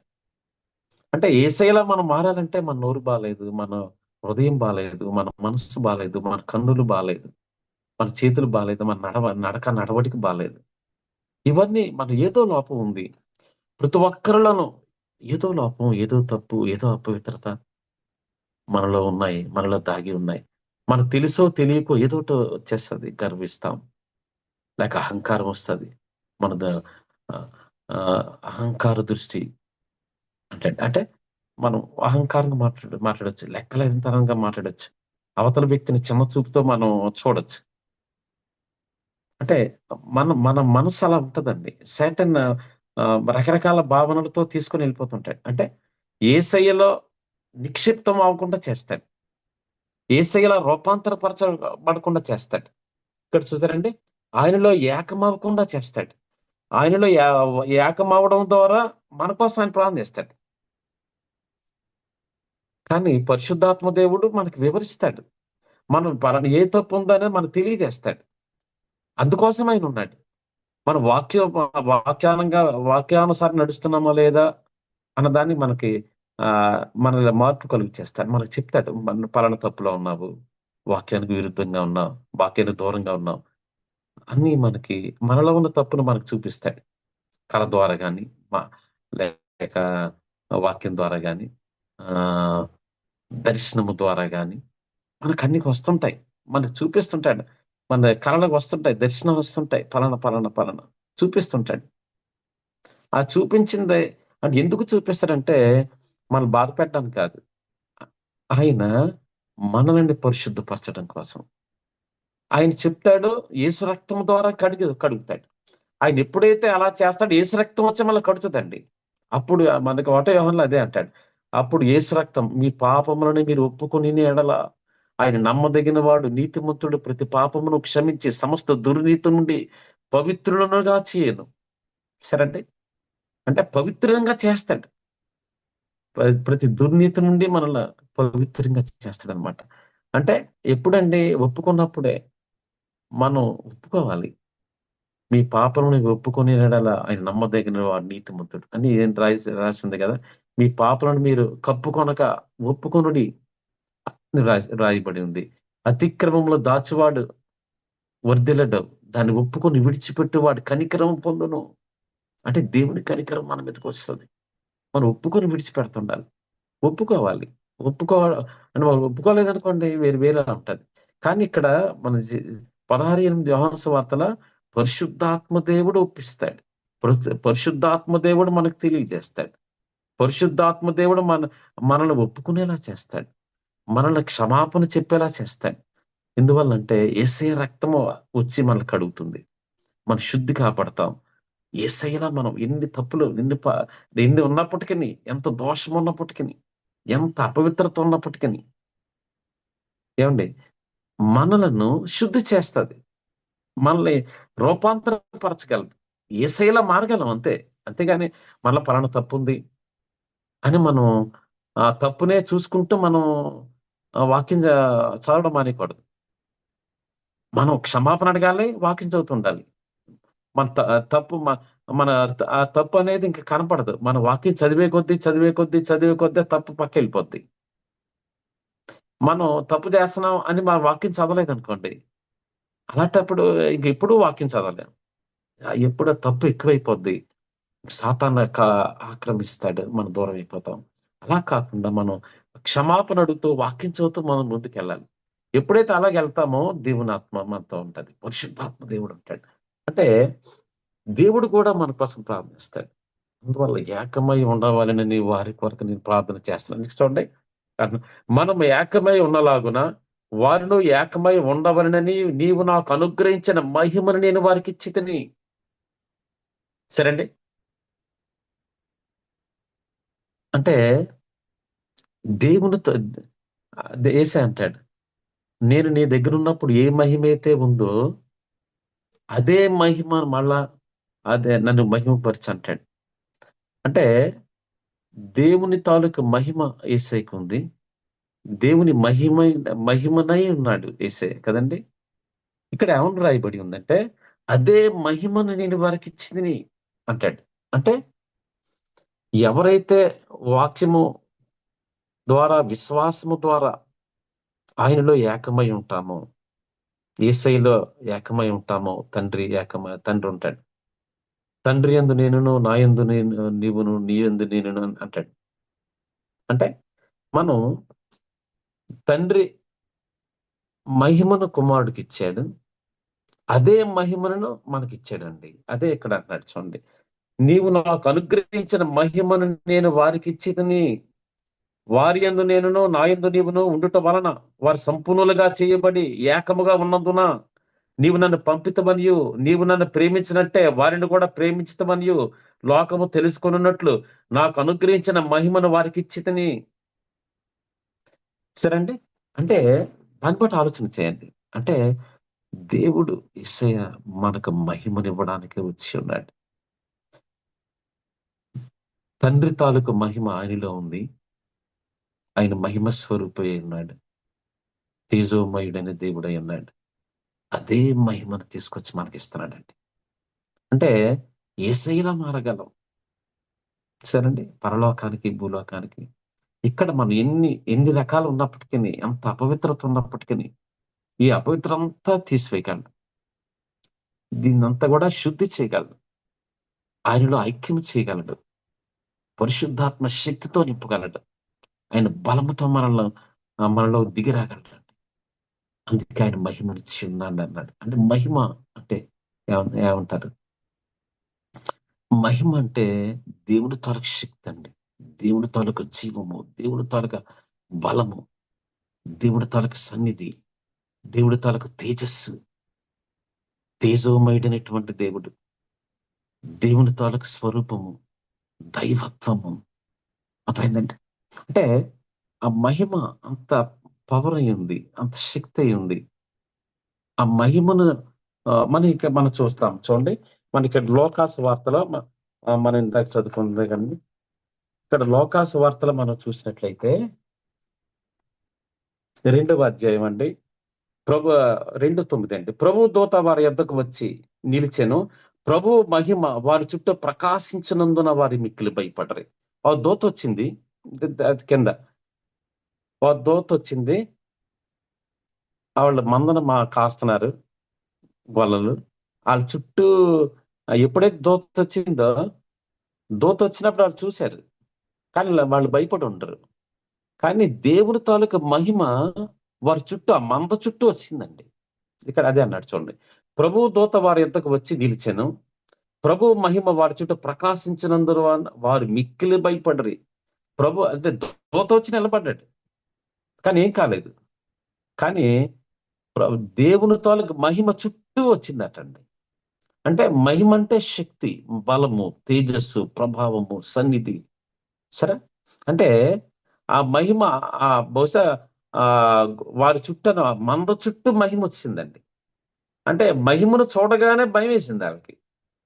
అంటే మహిమలో అంత శక్తి ఉంది. మన సూర్యుడిని మన ఇక్కడి నుంచి అక్కడ చూస్తేనే భయమేస్తుంది. ఆ ఎండాకాలం మరి ఉండలేకపోతున్నాం గదా! ఆ వేడి, ఆ ప్రభావం చాలా ఎక్కువుంది. ఆయన ఆయన చేసినటువంటి సూర్యుడు ఎలా ఉన్నాడు? మరి దేవుడి తాలూకా దేవాది దేవుడు ఇంకెంత మహిమగా ఉంటాడండి.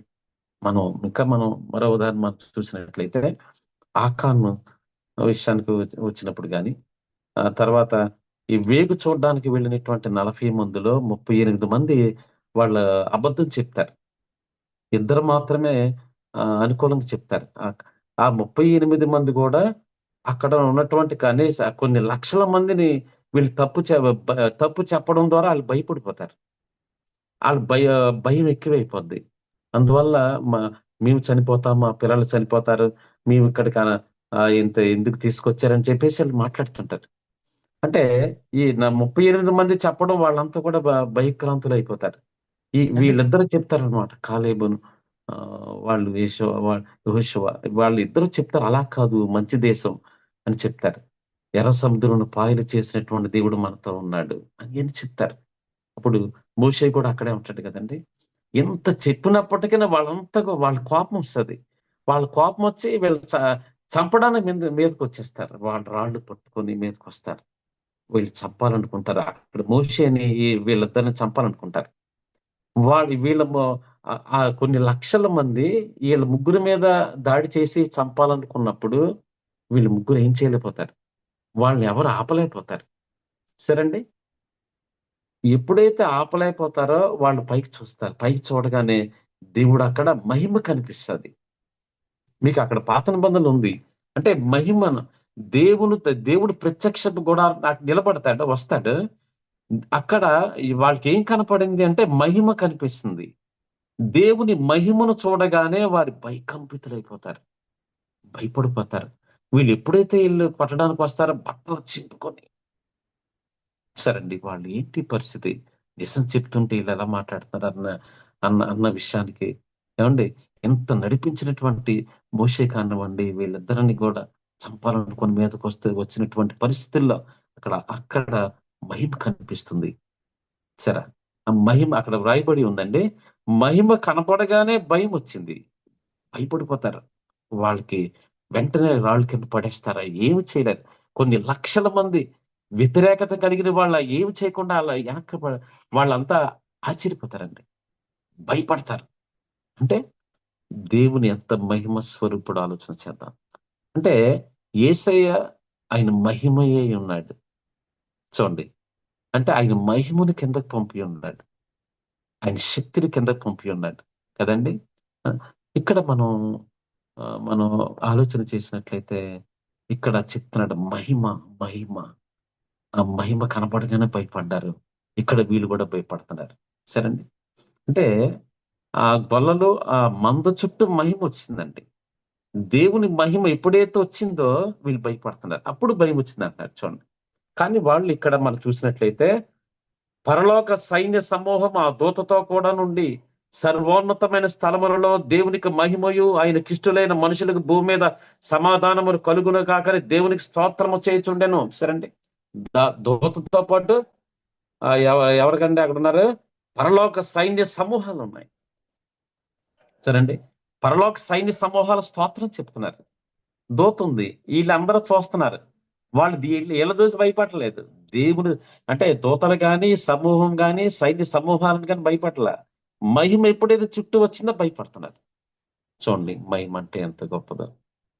దేవుడు ఇక్కడ అంటున్నాడు, ఇక్కడ ఏందా మనం చదివిన మాటలో, నీవు నాకు ఇచ్చిన మహిమ, దేవునిలో ఉన్నటువంటి అతి శక్తివంతమైనటువంటి తేజస్సు, ప్రభావము, సన్నిధి, మహిమ, ఏమండి ఆ మహిమ ఆయనకిచ్చి ఉన్నాడు.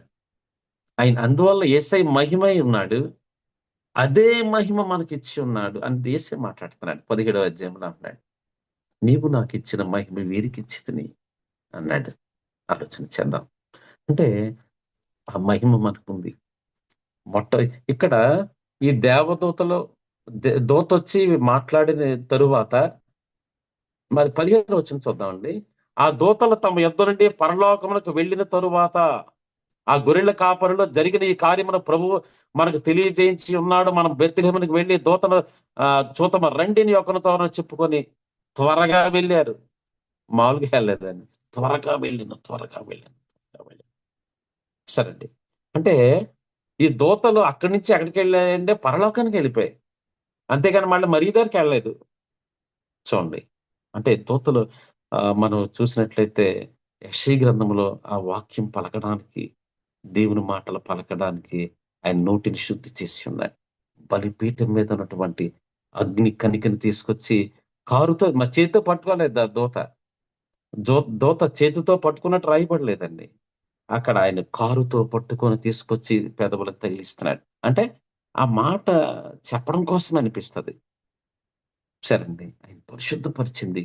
ఇక్కడ మనం చూసినట్లయితే ఇక్కడ దూత వచ్చి యోహాను విషయంలో మాట్లాడుతున్నాడు, ఇక్కడ వచ్చి మాట్లాడుతున్నాడు. ఇక్కడ చెప్పిన తర్వాత దూత వెళ్ళిపోయింది, సైన్య సమూహాలు వెళ్ళిపోయాయి. అంటే ఆల్రెడీ మహిమ భూమి మీదకి వచ్చింది, భూమి మీదకి వచ్చి చుట్టూ ఆవరింపబడిందని చెప్తున్నాడు కదా. ఇక్కడ మనం ఆశ్చర్యం వేస్తుందండి. ఇక్కడ మనకి కూడా ఆ మహిమ ఉంది. మనం మామూలు వాళ్ళం కాదు, మనం అయోగ్యులం కాదు, అపవిత్రులం కాదు. మనం అపవిత్రత ఉంది అని మనం అనుకోవడం లేదు. యేసు రక్తం మనం ప్రోక్షించుకుంటాం, మనం పవిత్రులు అయిపోతాం, శుద్ధి కాపాడతాం. మనం అందుకే చెప్తున్నాడు, మొదట చెప్పాం, నిర్భయులంగా ఉండ, భయపడడానికి వీల్లేదండి. మన లోపాలు ఉన్నాయండి నిజమే, కానీ అన్ని పోతాయి. అన్ని తీసివేయబడిన తర్వాత మహిమ వస్తుంది మన దగ్గరికి. యేసయ్య అంటున్నాడు, తండ్రి నీవు నాకు ఇచ్చిన మహిమని వీళ్ళకిచ్చాను, ఆ మహిమ మీకు చెప్పి ఉన్నాను. ఆ మహిమను చూసి మనకు అక్కడ భయపడ్డారు. ఇక్కడ మహిమను చూసి ఇక్కడ గొల్లలు భయపడుతున్నారు. ఇక్కడ చూసారండి, అంటే దూత వచ్చి ఉన్నాడు. యోహాను విషయంలో దూత వచ్చి ఉన్నాడు. తర్వాత మరియ దగ్గరకు దూత వచ్చి మాట్లాడుతున్నాడు, గొల్లల దగ్గరకు వచ్చి దూత మాట్లాడుతున్నాడు. కానీ మరి మనం చూసినట్లయితేనండి, ఇక్కడ మనకి తర్వాత అధ్యాయంలో 3వ అధ్యాయం దగ్గర రాబోతుకి 3:2 అండి, 2లో కింద ఉంది, అరణ్యములోనున్న జకరియా కుమారుడైన యోహాను వద్దకు దేవుని వాక్యము వచ్చెను. సరేండి, మళ్ళీ ఇక్కడ దూత రాలేదు, దూత వచ్చింది అని మనం చెప్పుకున్నాం. ఇక్కడ మళ్ళీ దూత రాలేదు. దూత రాకుండా అప్పటికే యేసయ్య వచ్చాడు కదండి. యేసయ్య పెరుగుతున్నాడు, దేవుని తాలూకు మహిమ ఆయనలో ఉంది, దేవుని మహిమై ఉన్నాడు, ఆయన మహిమ పెరుగుతుంది. యేసయ్య పెరుగుతున్నాడు కదా, మహిమ ఆయనలో ఉంది, దినదిన అభివృద్ధి చెందుతూ పెరుగుతున్నాడు. ఇక్కడ రాబోతుకి మళ్ళీ ఇక్కడ ఏముందంటే వాక్యం వచ్చిందండి. ఇక్కడ మనం జకరియా కుమారుడైన యోహాను వద్దకు దేవుని వాక్యము వచ్చాను, జకరియా వద్దకు మహిమ వచ్చిందండి. ఇక్కడ మన మహిమ కాదు, వాక్యం వచ్చిందట. అంటే ఆయన అరణ్యములో ఉన్నాడు, కొండ సీమలలో ఉన్నాడు, ఆయన ఎదుటిగా వాక్యం వచ్చింది. అంటే ఆలోచన చేయండి, వాక్యం వచ్చి కనిపిస్తుంది, వాక్యం ఇతన్ని నూతన పరుస్తుంది. వాక్యం ద్వారా తర్వాత ఇచ్చాడు చూడండి. అంతటా అతడు వచ్చి, అంటే యోహాను యొద్దకు వాక్యం వచ్చింది, వాక్యం కనపడింది. ఎప్పుడైతే వాక్యం వచ్చిందో, వాక్యం వచ్చిన తర్వాత చూడండి, అంతటా అతడు వచ్చి అంతటా అతడు వచ్చి పాప క్షమాపణ నిమిత్తము మారు మనసు విషయమైన బాప్తీసం పొందవలనని యోర్దాను నదీ ప్రదేశం అంతటా ప్రకటించుచుండని. ఎప్పుడంటే ప్రకటిస్తున్నాడు? వాక్యం వచ్చిన తరువాత. ముందు దూత వచ్చాడు, ఇవన్నీ అయిపోయాయి, కానీ తర్వాత వాక్యం వచ్చింది. వాక్యం వచ్చి మాట్లాడుతుంది, వాక్యం వచ్చి ఆయనకి బోధ చేస్తుంది, వాక్యం ఆయనలో ప్రవేశించింది. ఆయనలో ప్రవేశించి ఆయన ఒక అగ్నిలా చేసింది. నా సేవకులు అగ్నిలా ఉన్నారు, అగ్ని ఉన్నారు, అగ్నిలా జ్వలిస్తున్నారు అంటాడు. సరేండి. బలిపీఠము మండుచుండవలని కదా అని వ్రాయబడి ఉంది. సరేండి. ఇక్కడ అంటాడు, ఇక్కడ ఆయన మాటలు ఎంత అద్భుతమైన మాట్లాడుతున్నాడండి. అది ఇక్కడ మనం చూసినట్లయితే 9వ వచనంలో, ఇప్పుడే గొడ్డల చెట్లు వేరున ఉంచబడి ఉన్నది గనుక మంచి ఫలములు ఫలించిన ప్రతి చెట్టును నరకబడి అగ్నిలో వేయబడునని చెప్పాను. సరేండి. ఆయన మాట్లాడలాగా అంత అలా మాట్లాడుతున్నాడండి. అంటే వాక్యం వచ్చింది, వాక్యము రాగానే ఆయనలో రూపాంతరపరచబడ్డాడు. వాక్యము రాగానే ఆయన వెంటనే ఇవన్నీ మాట్లాడుతున్నాడు. ఆయన చూడండి, గొడ్డల చెట్ల వీరిని ఉంచబడింది అంటాడు. పైన మనం చూస్తే ప్రతి కొండయు మట్టయు ఫలము చేయబడును, ప్రతి ఫలము పోడ్చబడును, వంకర మార్గంలో తిన్నవగను, కరుకు మార్గంలో నున్నవగను, సకల శరీరులు దేవుని రక్షణ చూతురు అని అరణ్యములో కేకలు వేయుచున్న యొక్క శబ్దం అని ప్రవక్తని యెషయా చూడండి. యెషయా ఇవన్నీ పలకడానికి యెషయా నోటిని శుద్ధి చేశాడు కదా. మన యెషయా గ్రంథం 41వ అధ్యాయంలో ఇది రాయబడి ఉందండి. 40వ అధ్యాయంలో మన 3వ వచనంలో చూడండి, ఆలకించుడు, అడవిలో ఒకడు ప్రకటించుతున్నాడు, ఎట్లా అరణ్యములో యెహోవాకు మార్గం సిద్ధపరచుడి, ఎడారిలో మా దేవుని రాజమార్గం సరళం చేయండి, ప్రతి లోయను ఎత్తు చేయవలెను, ప్రతి పర్వతమును ప్రతి పంటను అనచవలెను, వంకర చక్కగాను కరుకను సమముగాను ఉండవలెను, యెహోవా మహిమ బయలుపరచబడను. సరేండి, మహిమ అన్నాడు. యెహోవా మహిమ బయలుపరచబడును అంటే వాక్యం ఎప్పుడైతే వచ్చిందో ఆయన యోహాను పరిస్థితి ఉండే ఎలా ఉందో. అప్పుడు ఇక్కడ ఏదైతే మహిమ బయలుపరచబడుతుంది వాక్యము ద్వారా. వాక్యము వలన విశ్వాసము, వాక్యము ద్వారా మహిమ బయలుపరచబడుతుంది. అదే విషయాన్ని చెప్తున్నాడు. ఇక్కడ మనం ఇదే అధ్యాయం చూస్తే 42లో అంటాడు మొదట్లో, ఇదిగో నేను ఆదుకొని నా సేవకుడు, నేను ఏర్పరచుకుని వాడు నా ప్రాణమునకు ప్రియుడు. చూడండి ఎంత గొప్ప దేవుడు అండి, ఎంత అలా మాట్లాడుతున్నాడండి. నా సేవకుడు నా ప్రాణమునకు ప్రియుడు, నా ప్రాణానికి ప్రియమైన వాడు, నా ప్రాణములో ప్రాణానికి ప్రియమైన వాడు, అతని యందు నా ఆత్మను ఉంచి ఉన్నాను. సరేండి, నా ఆత్మ ఆయనలో ఉంది, ఆయన ఉంచి ఉన్నాను. సరే 5వ వచనం రాబోతుంది, ఆకాశములను సృజించి వాటిని విశాలపరిచి భూమిని అందులో పుట్టిన సమస్తమును పరిచి దాని మీద నా జనులకు ప్రాణమును దానిలో నడుచు వారికి జీవాత్మనిచ్చుతున్న దేవుడిని యెహోవా ఎలాగ సెలవిస్తున్నాడు. జీవాత్మనిచ్చుతున్న దేవుడు ఎలాగ సెలవిచ్చును. గుడ్డి వారి కన్నులు నీయన్ని ఉన్నాయి. మనకి ఇదే విషయాన్ని మనకి మత్తయి సువార్త 4వ అధ్యాయంలో చూస్తాం. అత్తయ్య లోకగానే ఉంది, యేసయ్య కోసం రాస్తాడు కదా. చూడండి ఇక్కడ వాక్యం ఎలా పనిచేస్తుంది. వాక్యం ఆయన కనిపించింది, వాక్యం కనిపించి మనం ఆయన పరిస్థితి మనం చూస్తాం. తర్వాత ఇక్కడ చూద్దాం ఒకసారి 2వ అధ్యాయంలోనే మన 25వ వచనం అండి.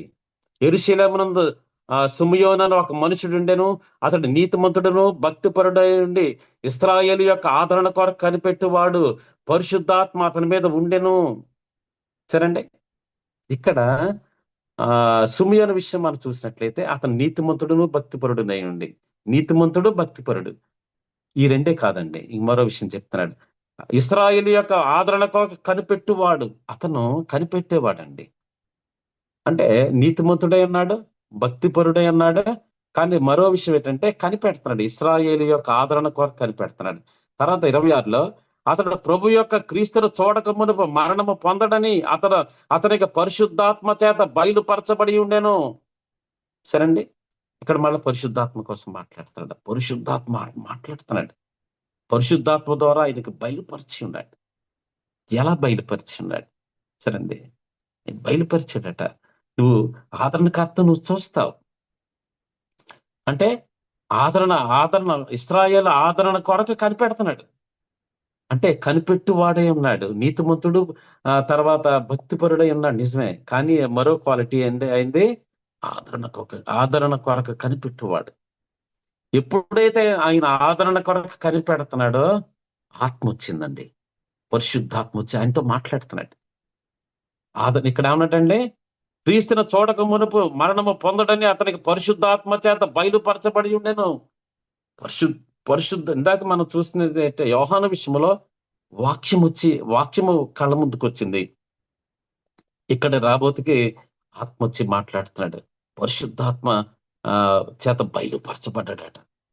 ఇలా నువ్వు చూస్తావు, ఆదరణకర్త నువ్వు చూస్తావు అని చెప్పేసి ఈయనకుంది. ఇక్కడ 26 వచ్చిన కిందండి, ఆత్మవశుడై అతడు దేవాలయంలోకి వచ్చాను. వచ్చారండి, ఆత్మవశుడై వచ్చాడు.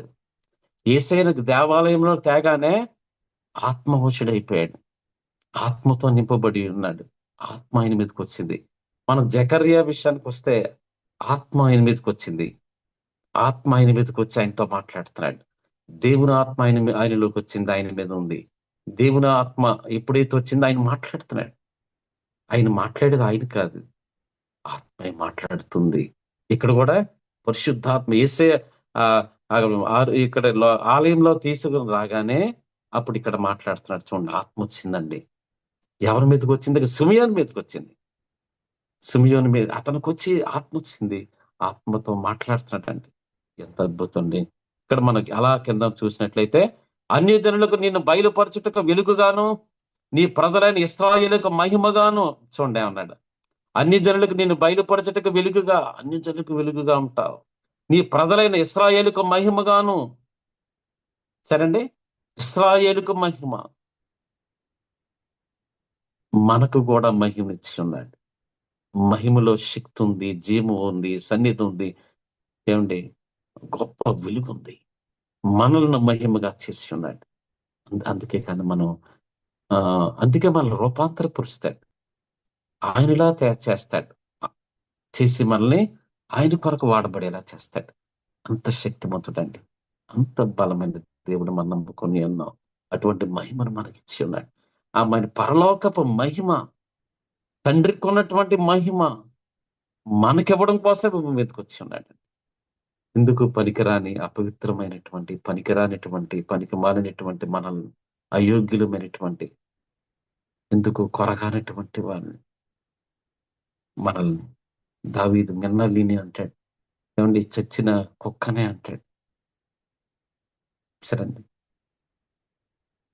అంటే చూడండి ఎంతలాగా వాళ్ళు మాట్లాడుతున్నారో, తగ్గించుకొని మాట్లాడుతున్నారు. అంటే మనలో ఇంకా ఏదైనా చేదైన వేరే ఇంకా మనలో ఉన్నట్లయితే అవన్నీ తీసివేసుకోవాలి. దేవుడు చెప్తున్నాడు కదా, మనలను రూపాంతరపరుస్తాడు. మనలను రక్షణ ఇచ్చి అనేక మందిని రక్షించడానికి తీసుకొని వెళ్తాడు.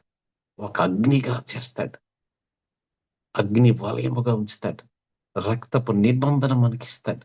మనకిచ్చినటువంటి ఆ మహిమలో నిబంధన ఉంది, వాగ్దానం ఉంది, శక్తి, బలం ఉన్నాయి.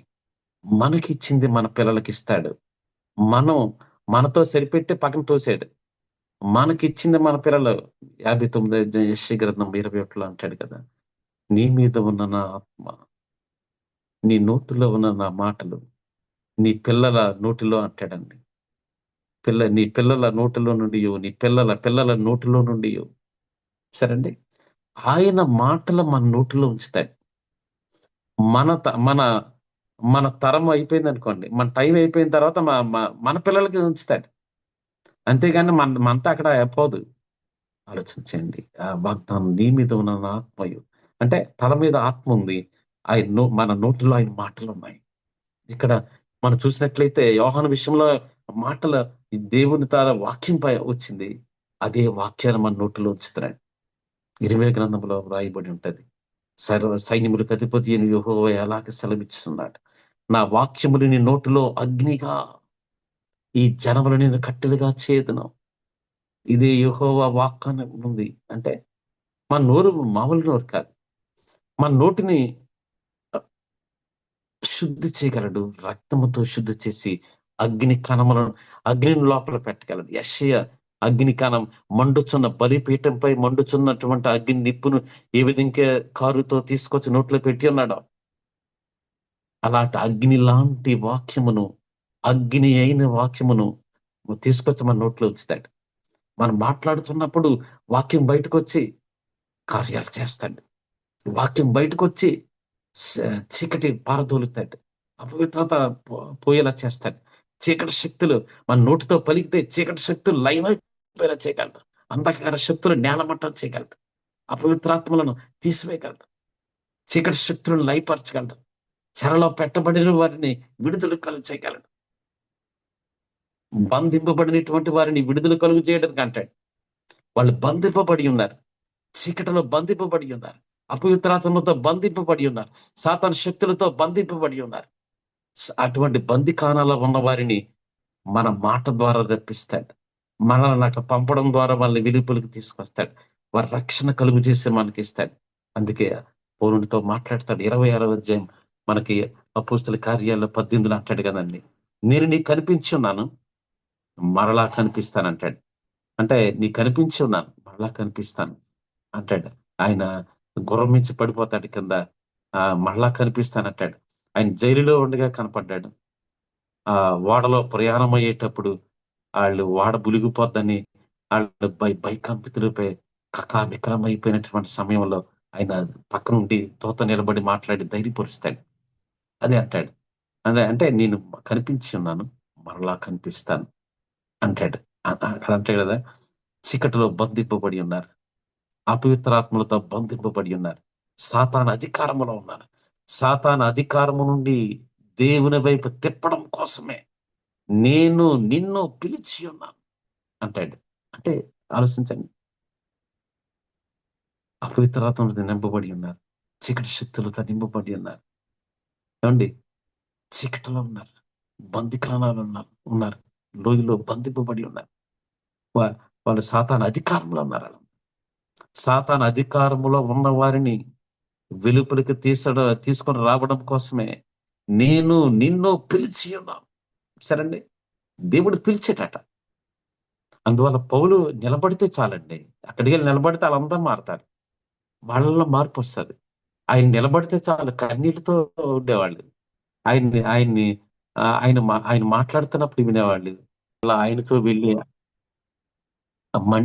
ఆయనతో వెళ్ళి ఆ సముద్రపు ఆ ఒడ్డున వాడు ఎక్కే ముందు ఆ ఒడ్డును కూడా ఆయన అందరు కూర్చొని ప్రార్థన చేసి ఆయన కన్నీటితో పెడతారు. సరే, అంటే ఆ మహిమ ఆయనలో ఉంది, అంటే ఆ వాగ్దానం ఆయనలో ఉంది, ఆ నిబంధనలు ఆయనలో ఉంది, దేవుడి ప్రమాణం ఆయనతో చేసి ఉన్నాడు. ఇక్కడ అదే అంటాడు. అందుకే అన్నాడు కదా, వాళ్ళు చీకటిలో బంధింపబడి ఉన్నారు, అపవిత్రాత్మలతో బంధింపబడి ఉన్నారు, సాతాను అధికారంలో ఉన్నారు. కానీ వాళ్ళందరూ మంచోళ్లే, వాళ్ళకి నేను రక్షణ ఇస్తాను, నాలో వెలుగు ఉంది, ఆ వెలుగు వారి దగ్గర పంపిస్తాను. వెలుగు వాళ్ళ దగ్గరికి వెళ్ళాలంటే నువ్వు వెళ్ళాలి, నువ్వు మాట్లాడాలి, నువ్వు నిలబడాలి, అందుకే నేను పిలిచి ఉన్నాను అంటాడు. ఎప్పుడైతే అక్కడ నిలబడతాడో కార్యాలు పౌలుని పిలిచినట్లుగా మనల్ని పిలిచి ఉన్నాడు. పౌలుతో మాట్లాడినట్లుగా మనతో మాట్లాడుతున్నాడు. పౌలును ఎన్నుకున్నట్లుగా మన ఎన్నుకొని ఉన్నాడు.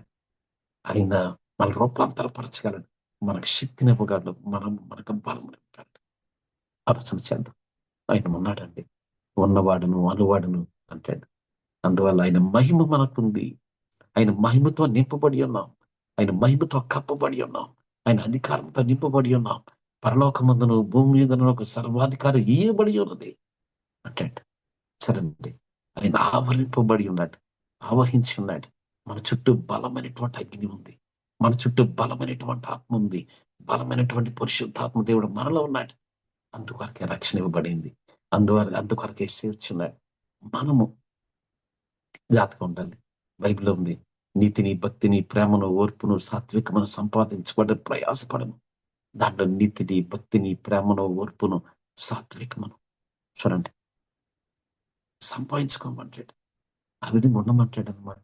అవి మనం సంపాదించాలి. అందువల్ల మనం విశ్వాసంగా, నీతిగా, పరిశుద్ధంగా ఉండాలి. పరిశుద్ధత మనం కోల్పోకూడదు. అనేక సమస్యలు వస్తాయి, కష్టాలు వస్తాయి, మనకు అవరోధాలు వస్తాయి. మనకు అనేక రకాలుగా సాతాను దాడి చేస్తుంటది. మన భక్తి మార్గంలో పెరిగే కొద్దీ కూడా మన వెనక లాగడం చూస్తుంటది. భక్తి లేకుండా చేస్తది. పరిశుద్ధత లేకుండా చేస్తది. విశ్వాసం లేకుండా చేస్తది. ప్రార్థన లేకుండా చేస్తది. వాక్యం లేకుండా చేస్తది. ఇవన్నీ ఇవన్నీ చేసి వాక్యమే లేదనుకోండి, దేవునిలో ఉండలేమనమాట. మహిమ మనకు రాదు. సరేండి? ఇవన్నీ అంటే భయాన్ని కల్పిస్తాడు. మొదటగా భయాన్ని కల్పిస్తాడు. భయాన్ని కల్పించడం, ఆ భయము ద్వారా ఇవన్నీ దూరం అయిపోతాయండి. ఇవన్నీ పోతాయి. నీతి, భక్తి, ప్రేమ, ఓర్పు, సాత్వికం ఇవన్నీ పోతాయి. ఇవన్నీ వాటి వెళ్ళిపోతాయి. అందువల్ల ఇవన్నీ ఆహ్, పోకుండా ఉండాలంటే మొదటగా మనం నిర్భయులమై భయం ఉండకూడదండి. భయం లేకుండా ధైర్యంగా ఉండాలి. ధైర్యంగా మాట్లాడగలగాలి. గొల్యాతును పై యుద్ధానికెళ్ళినప్పుడు ఆహ్, ఆ కవచము, ఖడ్గం ఇవన్నీ ధరించుకున్నప్పుడు ఆహ్, అయన్నీ తీసేస్తాడు. "నువ్వు బాలుడు" అంటాడు. అతను చిన్నప్పటి నుంచి యుద్ధ నేర్పరి అంటాడు. సరేండి. ఇవన్నీ ఆ టైంలో రకరకాల అవిశ్వాసాలొచ్చేస్తాయి. బలహీన పర పరిచే ఆత్మ వచ్చేస్తది. బలహీనం అయిపోయేలా చేస్తున్నాడు.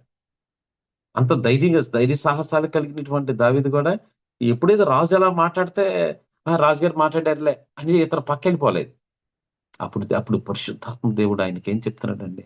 నేను ఒక సింహమును కొట్టి గొర్రెపిల్లని ఎత్తుకొని వెళ్ళిపోతుంటే సింహాన్ని నేను ఆహ్, నోటిని తెరిచి గొర్రెపిల్లని బయటకి తెచ్చానంటాడు. ఎలుగుబంటి వస్తున్నప్పుడు ఎలుగుబంటిని కూడా అలా చేశానంటాడు. ఈ 2 మాటలకే ఆయనలో బలమొచ్చింది. ఆ విశ్వాసపు మాటలు ఆయనలో ఉన్నాయి. దేవుడి తాలూకు శక్తి ఆయనలో ఉంది. నేను సింహాన్ని చంపగలిగాను. ఇతను సున్నతి లేని ఈ ఫిలిష్తీయుని అంటే చూడండి ఆయన మాటలు. సున్నతి లేని ఈ ఫిలిష్తీయుని చంపడం ఎంత అన్న ధైర్యం వచ్చింది ఆయనకి. అలాగే ఎప్పుడైతే సింహం ఎలుగుబంటిని చెప్పాడో రాజుకు కూడా ధైర్యం వచ్చిందండి. సింహాన్ని చంపాడు. ఇంకేం భయం లేదని ధైర్యంగా ఉన్నాడు. సరేండి. అంటే చూడండి అవి అంటే విశ్వాసం, మనం నమ్మకం, ఆ విశ్వాసం కలగాలి. అంటే భయము ద్వారా, అభద్రతా భావం ద్వారా అంటే మనలో భయము లోపలికి రాకూడదండి. మనం భయం వచ్చిందనుకోండి ఆటోమేటిక్‌గా ఇవన్నీ పక్కకెళ్ళిపోతాయి. సచ్చిన స ద్రోహులు, మూర్ఖులు, గర్వవంతులు,